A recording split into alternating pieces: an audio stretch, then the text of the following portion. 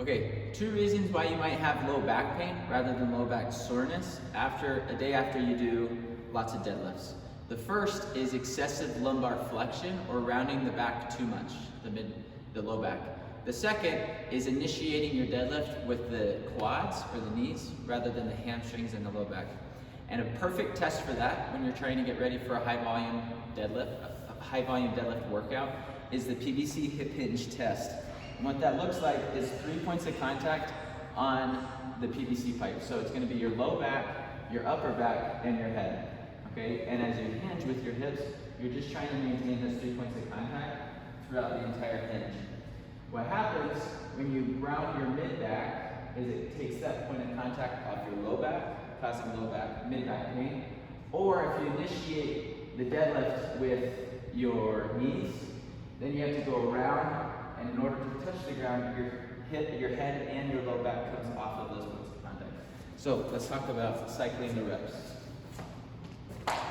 Okay, the first is grounding the low back because you're trying to reach for the floor. What you want to see is maintaining 2 points of contact with a straight back. If I'm trying to cycle fast reps, I'm going to reach for the floor. And you can see that I no longer maintain that. But instead, if I reach for the floor with my hips,